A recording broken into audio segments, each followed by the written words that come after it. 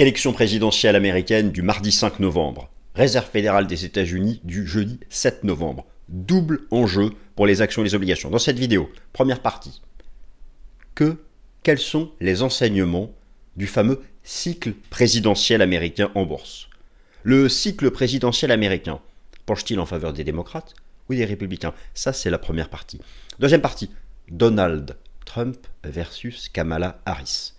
Quel impact sur vos actions, vos obligations, l'économie américaine en général? Troisième partie, je regarde mon plan. Oui, en cas de victoire de Donald Trump, quels sont les secteurs qui seraient les plus favorisés? Quatrième partie, ben oui, la Fed, jeudi 7 novembre, c'est la Fed. C'est aussi l'anniversaire, mon anniversaire, mes 42 ans. Parlons de la Fed. Cinquième partie, mise à jour de l'analyse technique sur le S&P 500 et les taux d'intérêt US, c'est parti.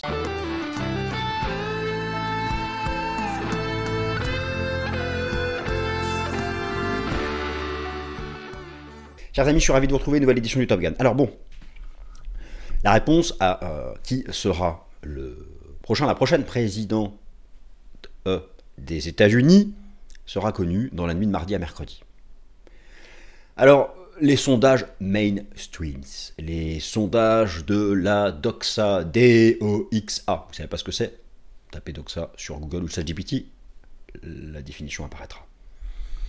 Les sondages dans les swing states, ou encore l'approche poly-market, les fonds réels, les paris financiers. Tout ça penche pour l'un ou l'autre des candidats. Bon. Il y a des approches plus traditionnelles, comme le cycle présidentiel états-unien. Et oui, il y a un rapport statistique, un lien statistique entre la tendance du S&P 500, et c'est dans les deux sens. Les 4 années du mandat présidentiel états-unien, républicain ou démocrate, tout ça influe sur le S&P 500, mais aussi la performance du S&P 500 joue aussi sur le résultat de l'élection présidentielle. Je vais vous montrer tout ça. Bon, grosso modo, tout le monde a compris l'idée générale, mais tout ça, vous allez voir tout ça, on en parle en amont. Lorsque la nouvelle équipe gouvernementale sera en place, tout sera différent. Comme d'habitude, je me souviens à l'époque, en 2016, quelques jours avant l'élection présidentielle, pléthore d'articles annonçant entre moins 5 et moins 10 si Trump était élu. Bon. Le marché avait fait plus 3. Bon. Tout ça pour dire que il semble acquis que l'approche de Donald Trump, les réductions d'impôts pour les sociétés, la guerre commerciale, la dérégulation financière serait plutôt favorable aux actions et donc défavorable aux obligations. Le programme de Kamala Harris, démocrate, serait plutôt moins favorable aux actions. Mais du coup, des taux d'intérêt qui monteraient moins, peut-être un dollar plus stable. Bon, mais au final, il y a le programme et il y a la réalité de la politique économique qui sera mise en place. Et n'oublions pas l'aspect commercial, la guerre commerciale, les tarifs douaniers, la guerre vis-à-vis de la Chine, la zone euro aussi, l'Allemagne, et puis les mesures de rétorsion. C'est bien beau de vouloir lancer une guerre commerciale, mais si en face, ça réagit, au fond, est-ce que cela sera vraiment favorable aux entreprises américaines? Il y a tout ça dont nous allons parler. Fait d'élection américaine, double enjeu pour les actions et les obligations qui retracent pas mal. Mais ça, j'aurai l'occasion d'en reparler très en détail ce mois-ci. Alors, vous avez à droite Vote Here. Alors, bien sûr, nous ici, nous ne votons pas, forcément, et s'oppose donc. J'ai coupé les visages. Hein. Ah, moi, bien sûr, ici, personne partage son choix politique ici. Il faut être neutre, factuel. Comme ici, dans cette vidéo, pour être factuel.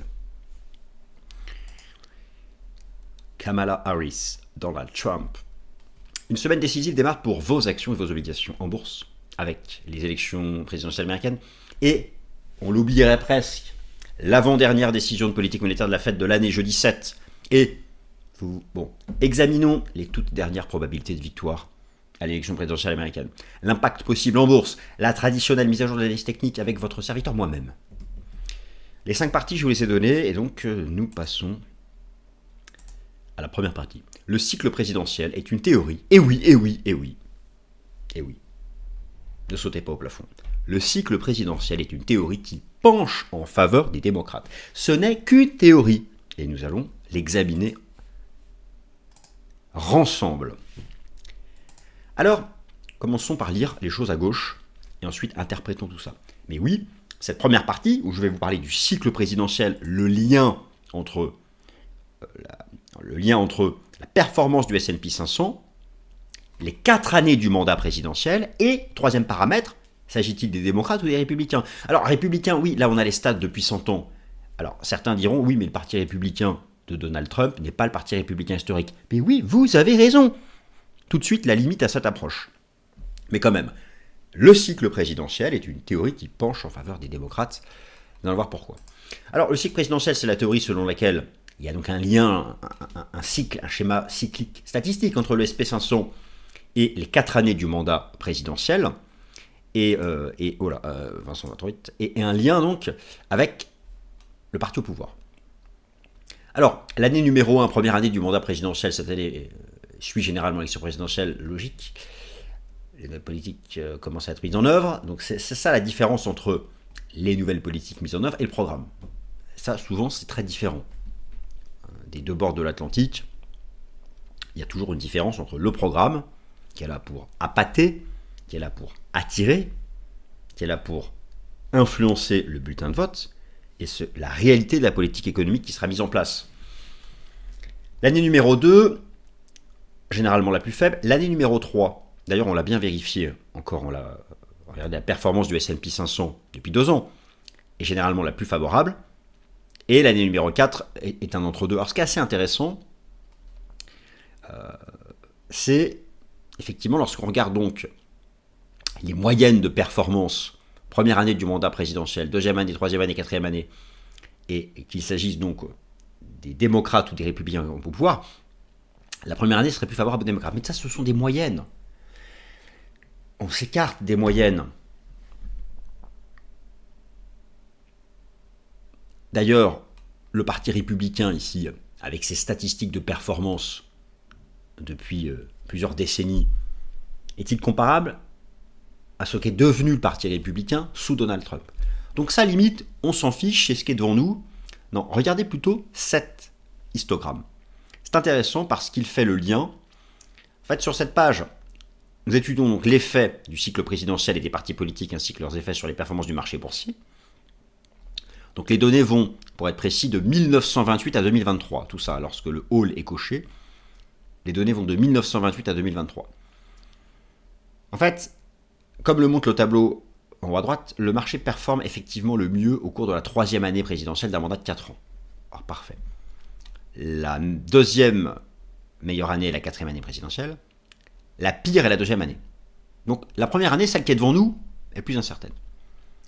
En réalité, tout l'enjeu est de savoir si le S&P 500 sera en mesure de poursuivre sa tendance haussière alors qu'il est très cher. Il est très cher, vous le savez, et je vous renvoie vers le Top Gun que j'ai fait il y a 2 semaines, qui revenait assez largement sur cette cherté fondamentale du marché action américain. Maintenant, concentrez-vous sur cet histogramme. Lorsque je titre « Le cycle présidentiel est une théorie qui penche en faveur des démocrates », vous avez ici un graphique qui vous montre la probabilité que le parti au pouvoir, donc actuellement ce sont les démocrates, gagne l'élection selon le comportement du S&P 500 un an avant, 6 mois avant, 3 mois avant, 1 mois avant. Alors, vous êtes tous d'accord avec moi pour dire que depuis 1 an, que depuis 6 mois, que depuis 1 mois, même d'ailleurs depuis 1 mois, nous sommes là début novembre, donc prenons début octobre. Début octobre, c'était là. Alors, depuis début octobre, c'est légèrement positif, mais tous d'accord avec moi pour dire que nous avons une superbe tendance haussière que j'ai accompagnée avec vous à l'aide des vagues d'Elliott et je mets à jour mon analyse technique en fin de vidéo. Donc, si l'on suit les enseignements dits du cycle présidentiel, la performance étant haussière depuis 3 mois, depuis 6 mois, depuis un an, et légèrement haussière depuis un mois, vous pouvez voir que les probabilités sont en faveur d'une victoire du Incumbent Party, du parti actuellement aux affaires, le Parti démocrate. Reste que cette élection présidentielle, tout le monde sait qu'elle est différente. Joe Biden s'est retiré, Kamala Harris est arrivée, elle fait son trou. Tout le monde sait aussi que le parti républicain de Donald Trump n'est pas le parti des républicains de Bush, de Reagan. Bon. Cela étant dit, l'approche en termes de cycle présidentiel et le comportement du S&P 500 ce dernier mois, ces 3 derniers mois, ces 6 derniers mois, il y a un an, est favorable aux démocrates. Mais vous allez voir tout de suite qu'une seconde approche n'est pas du tout favorable aux démocrates. Alors Kamala Harris versus Donald Trump, honneur aux dames, quel impact envisager sur les tendances boursières? Je vous ai préparé un tableau qui va apparaître ici, qui vous donne vraiment... ce sont les grandes lignes. Hein. Je suis rentré dans les détails dans le prochain slide, en ce qui concerne les secteurs du marché action. Mais l'idée, je vous résume ici, l'idée générale que la doxa financière, que la doxa de la haute finance se fait de l'impact probable d'une victoire de Trump ou de Kamala Harris sur le marché action et le marché obligataire. Le marché obligataire, on va parler des taux d'intérêt, mais vous savez que le prix des obligations exprime sa corrélation inversée avec la tendance des taux d'intérêt du marché. Eux-mêmes drivés par les perspectives de politique monétaire des banques centrales. C'est pourquoi d'ailleurs, dans cette vidéo, nous allons aussi parler de la décision de politique monétaire de la Réserve fédérale des États-Unis ce jeudi 7 novembre. Voilà ce que pense la doxa. Le programme de Donald Trump favorise une approche pro-business.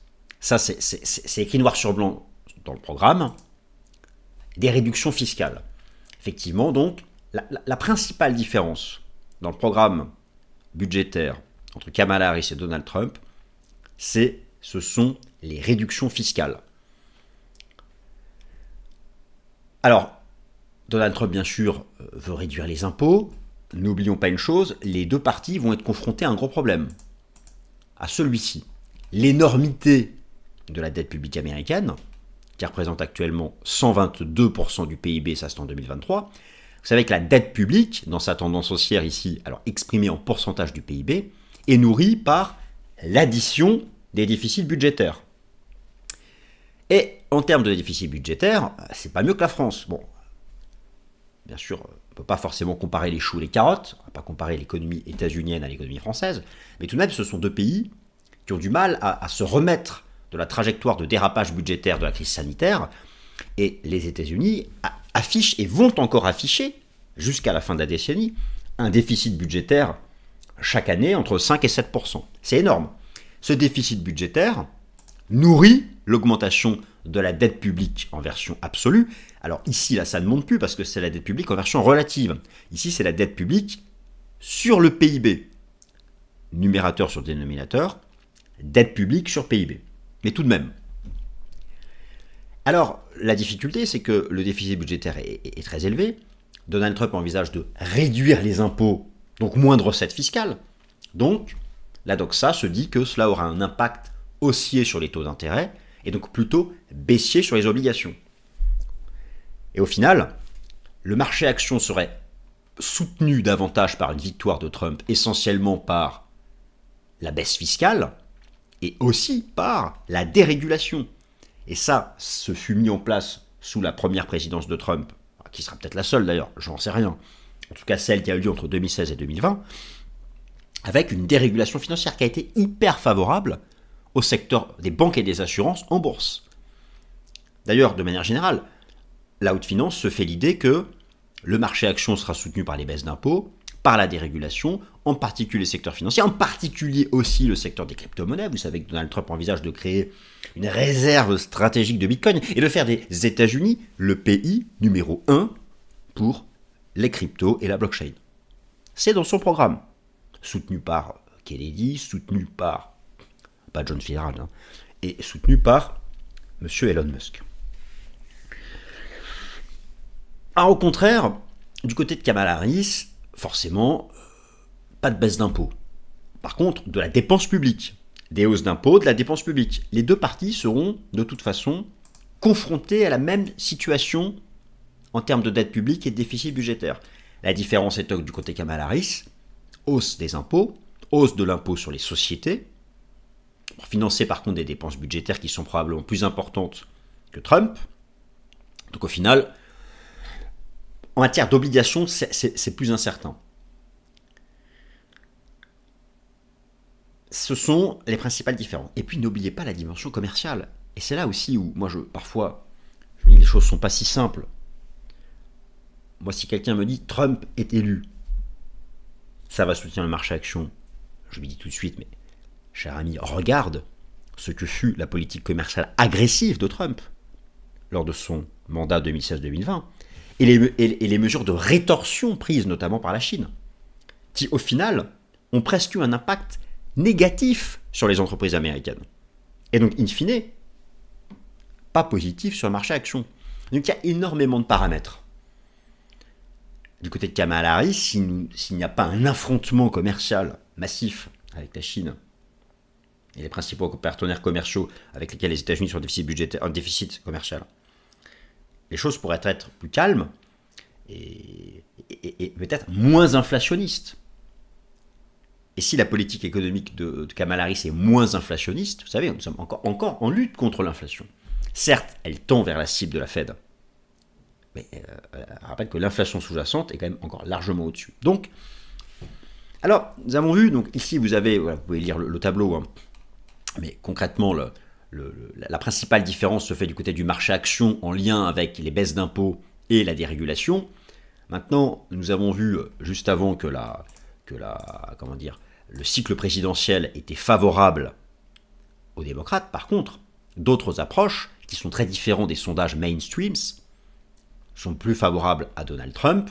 Par exemple, les informations en provenance de Polymarket, qui sont des cotes financières ou financières, c'est basé sur de l'argent réel. Ça peut être truqué, ça peut être influencé, ça peut être manipulé par des faux paris, mais il n'empêche que là, il semble avoir un gap favorable à Donald Trump. Donc, ce sont deux approches, cycle présidentiel favorable aux démocrates en lien avec ce que fut la performance du S&P 500 depuis 1 an, depuis 6 mois, depuis 3 mois, depuis 1 mois, et ce que semble donner comme information Polymarket. Bon, la réponse de toute façon sera connue dans la nuit de mardi à mercredi. Mais c'est assez intéressant parce que moi je me souviens très bien que lors de l'élection présidentielle de 2016, vraiment, tout le monde pensait que l'élection de Trump serait défavorable au marché action. Le jour J, ça a fait plus 3 et pas moins 5. Bon, là, nous verrons bien. Mais effectivement, au moins à court terme, du fait de la baisse de l'impôt sur les sociétés, effectivement, on peut envisager que dans un premier temps, cela apportera un soutien au marché action. Après, tout va dépendre de la politique économique, et tout va dépendre surtout de la partie commerciale. Qu'est-ce que Trump prépare en termes de guerre commerciale contre la Chine, qui elle est en pleine phase de mesures de relance. Alors justement, faisons de la prospective. Et si Donald Trump était élu, quels seraient les secteurs les plus favorisés par une victoire de Trump? Je pense avoir rassemblé ici des secteurs qui seraient soutenus par une victoire de Trump. Secteur de l'énergie, en particulier les compagnies pétrolières et gazières. Trump a soutenu historiquement les industries de combustibles fossiles et pourrait pousser pour une augmentation de la production nationale et une réduction des réglementations environnementales. Encore une fois, cet aspect vraiment cher au parti républicain de Donald Trump, qui est la déréglementation. Bon, défense aérospatiale, je ne vous fais pas un dessin. Finance et crypto-monnaie, bon, Trump s'est exprimé 1000 fois. Son colistier a annoncé même la valeur de son portefeuille Bitcoin. Elon Musk est avec lui. Bon, le Dogecoin, bon, enfin, tout le monde a compris. Certains pensent la réserve stratégique de Bitcoin, la déréglementation financière, banque, assurance, crypto. En cas de victoire de Trump, vous allez voir, la tendance haussière va se poursuivre. Car oui, ce sont déjà des secteurs en tendance haussière. Je vais vous montrer comment les suivre. La construction, avec Trump qui a exprimé son soutien à des projets d'infrastructure à grande échelle, industrie pharmaceutique et santé, l'industrie en fait au sens large, America First, les politiques du type America First, alors là c'est pareil, ça va se traduire, l'industrie au sens large par la politique de tarifs douaniers, mais quel sera l'impact des mesures de rétorsion que vont mettre en place notamment la Chine et l'Allemagne, car ces deux pays ne se laisseront pas faire. Et bien sûr la cybersécurité. Alors ces secteurs, comment les suivre? Lorsque vous êtes sur TradingView, vous avez ici une section, donc indice, et vous allez dans secteur. Il faut savoir, c'est que les actions du S&P 500 sont rassemblées au sein de 11 super secteurs. Consommation discrétionnaire, consommation défensive, santé, industrie, information technology, matériaux, immobilier, communication services, utilities, financial et énergie.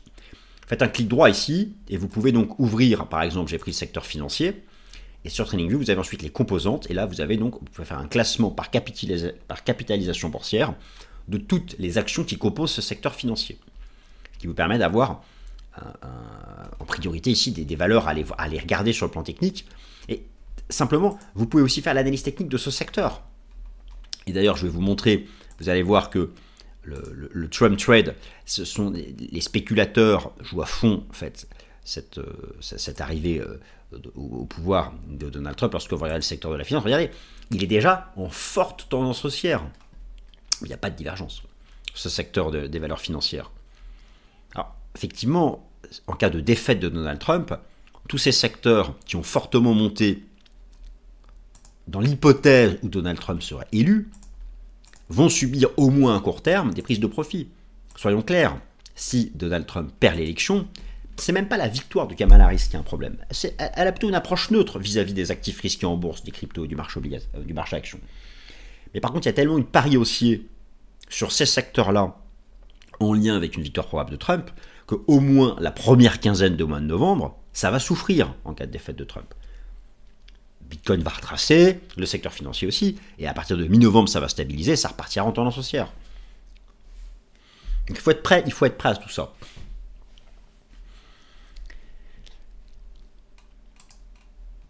De la même façon, les actions du secteur de la défense, j'ai eu l'occasion de vous les montrer plusieurs fois, et je vous ai même proposé ici de créer une liste, notamment donc les grands acteurs de la défense aux États-Unis.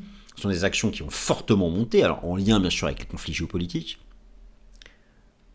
qui retracent à court terme parce qu'ils ont atteint des niveaux de résistance et qu'ils étaient largement surachetés. Mais dites-vous bien une chose, c'est qu'en cas de victoire de Donald Trump à l'élection présidentielle, les supports techniques vont agir sur ces actions du secteur de la défense. Donc il faut être prêt. Et là, vous avez déjà une première grille de lecture si Donald Trump est élu. Si c'est Kamala Harris, les choses seront complètement différentes. En grande partie, je pense, pour le secteur financier.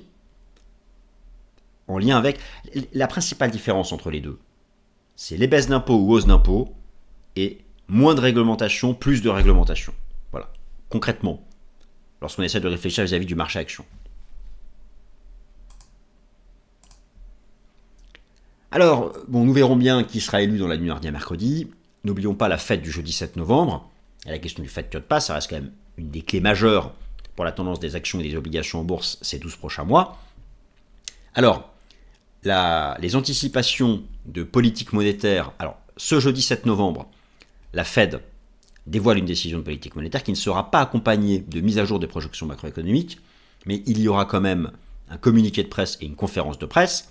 Tout l'enjeu est de savoir si la Fed s'inquiète encore du marché du travail ou de la désinflation. Vous avez eu la semaine dernière, et je vous ai fait donc une vidéo la semaine dernière qui vous expliquait que c'était une semaine hyper chargée fondamentalement. Vous avez eu, et vous avez tous vu quels sont les chiffres, la mise à jour de l'inflation PCE aux États-Unis, et vous avez eu la mise à jour de toutes les statistiques de l'emploi aux États-Unis, notamment du rapport NFP. Maintenant, place à l'interprétation de la Fed. Et notamment ce qu'on appelle le Fed Cut Pass. Quel sera le rythme à venir des baisses de taux de la Fed? De quoi s'inquiète-t-elle? Où met-elle le curseur? Emploi ou inflation? Et ça, l'impact sera majeur. Et d'ailleurs, reprendra très vite le dessus. Dès le 7 novembre, dès l'élection présidentielle connue, dès le président connu, ou la présidente, nous repassons sur la Fed.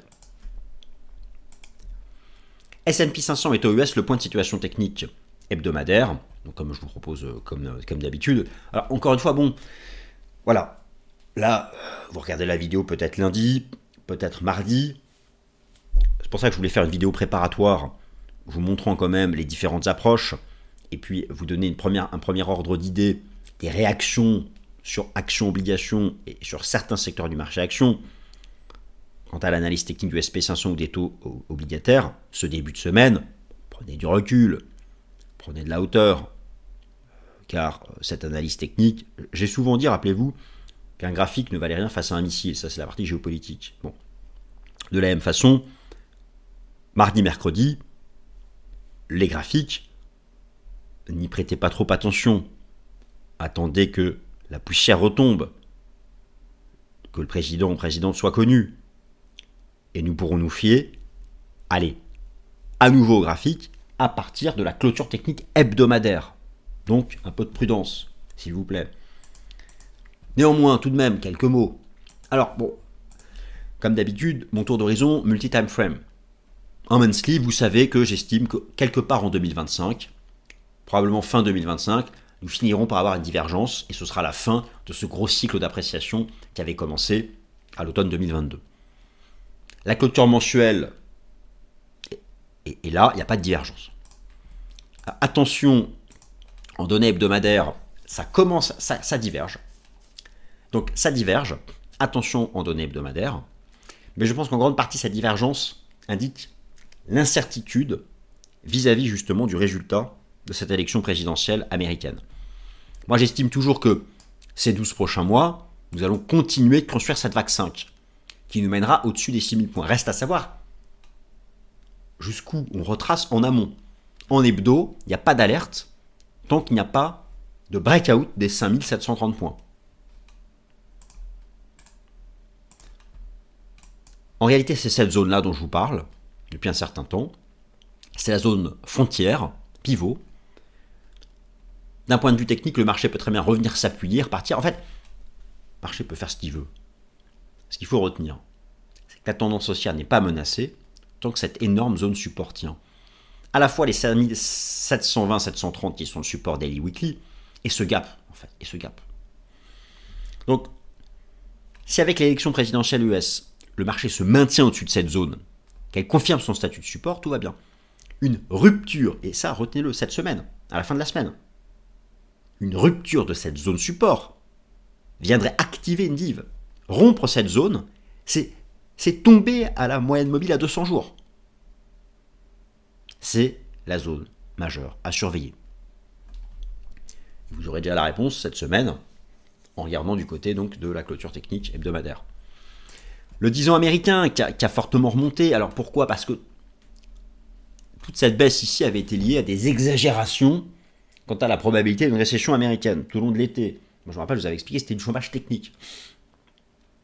Les taux remontent. Mais vous allez voir que dans 12 mois, ils sont beaucoup plus bas. Ici, ça se retournera. On commence à avoir des divs. Bon, ça devrait faire quelque chose comme ça. Je pense que c'est une zone ici où le marché se retournera. Et pour le moment, c'est en reprise. Attention à ces premières divergences qui rappellent ces petites divergences courtes ici. Et pour redonner un signal bearish, il faudrait repasser ici sous la moyenne mobile à 200 jours qui reste de toute façon vraiment ce pivot majeur. Voilà, chers amis.